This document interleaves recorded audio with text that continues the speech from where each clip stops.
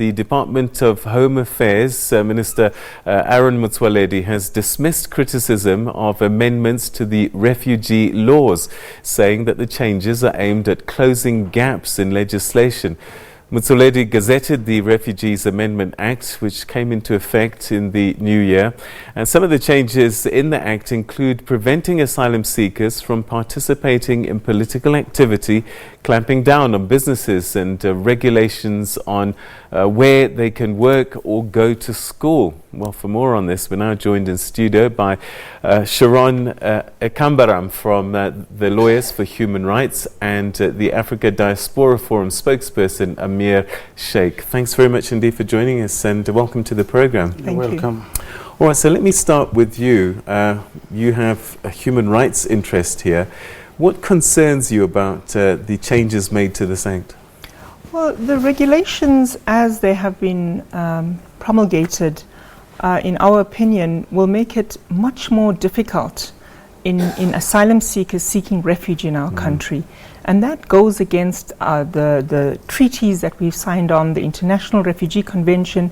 It also goes against our own constitution, our Bill of Rights, and we are concerned about the flagrant disregard by the Department of Home Affairs for our very own constitution and the rights that are enshrined in that constitution for all who live in our country. So when you say more difficult, are you saying that there are more steps now required to get refugee status? Well, let me give you an example. When someone comes into the country, these regulations assume that they are aware that they must go to the border, maybe Bait Bridge, and ask for an asylum transit visa. How do you know that when you're fleeing a place like the DRC or Somalia, you're not taking any documents, you're going to the first place where you know you're going to be safe? And so when they come in, and if they don't have that, they're not going to be allowed to go to a refugee reception office and apply for protection as refugees. So there's various other similar, changes that are only going to make it more difficult. And in our opinion, based on working with over 15,000 refugees and asylum seekers a year, the problem is with the asylum system. That's where it's not the policy. We have one of the best policies in the world. We need to invest in improving capacity of people who are working at refugee reception offices, and the serious problem is the quality of decision making. I'll come back to that with you, because I remember some of the things that Minister Motsoaledi said to me. But Amir, your thoughts, because you were consulted by the department in the lead up to this. You made contributions, but it sounds as if not all of your concerns were taken into consideration. Thank you very much, Peter. As we know, actually, our country or our nation, South Africa, came into being democratically in 1994, and it is only 4 years down the lane, in 1998, after signing the international treaties like the UN Convention on Refugees and the OU, that our nation also domesticated what came into being the Refugee Act 130 of 1998, and then they did actually an enactment, and in 2002 it came into full implementation. Then there is a gap of 17 years in which at least the minister truly have consulted us in development of the white paper, which turned out to be the green paper, and afterward actually gazetted on the first. But the thing is that most of our community members are not aware, or they are not educated much about the Refugee Act. And we have seen the implementation of certain parts of actually what was gazetted even long before. And I'll give you two quick scenarios. In areas like Katras, the cattle hung areas, where foreigners or migrant and asylum seekers were uprooted from society by local community in support of actually local political structures, that they do not have the right documentation to trade.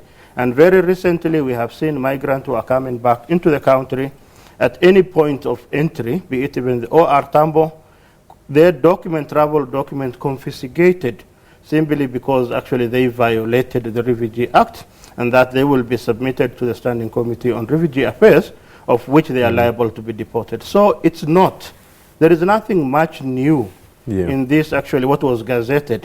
But what we fear is the misuse of the implementation of the new amendment. Misuse by who? The department itself, and I'll give you an example. The minister insisted much on re-availment. The re-availment as per the Refugee Act is where I, Amir from Somalia, will go back to the embassy of my home country to go and seek assistance, be it documentation or any way.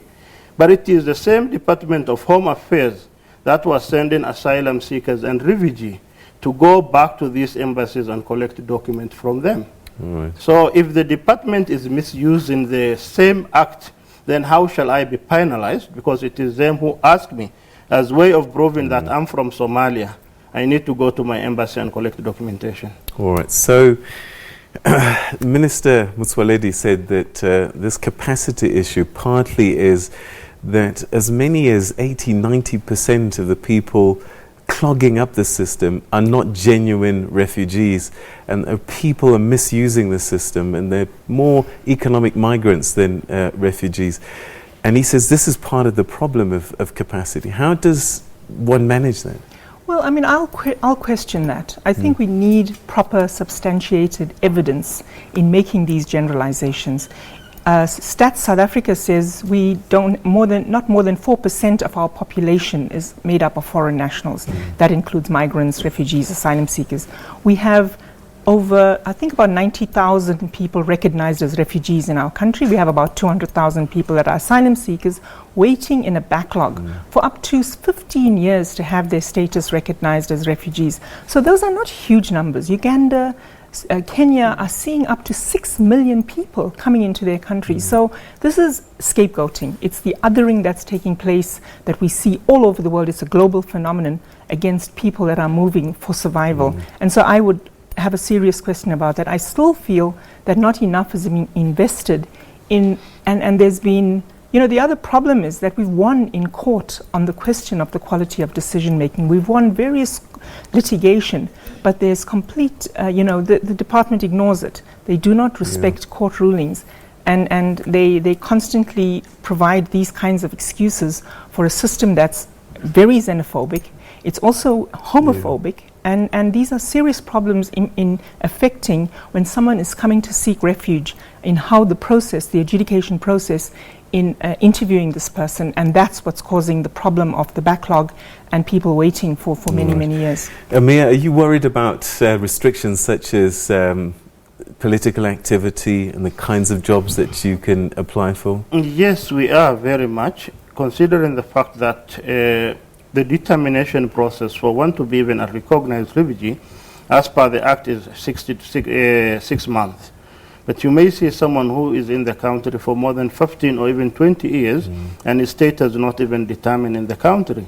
So by not even allowing me to have a say in the politics of the country that I seek refuge, or my own country, is a clear violation, because you are cutting me from my country. When South Africa sought refuge elsewhere in the world, despite being in camps that were earmarked for them, the leaders of the African National Congress, the likes of Oliver Tambo, Nelson Mandela, could even transfer the whole of Africa, seeking solidarity, seeking monetary intervention. So this is a clear violation. And I think by working with lawyers for human rights and others, the Refugee Act is the supreme law of the constitution of the country, and anything that goes against the law of the supreme law of the country, we will automatically challenge it in a court of law. Right. Unfortunately, we've run out of time, but thanks so much indeed for coming through and sharing your thoughts with us today. And let's hope that this continues to get some kind of conversation and perhaps satisfy some of your concerns. Thanks so much indeed, Sharon Ekambaram and Amir Sheikh. Thanks for your time. You're welcome. All right.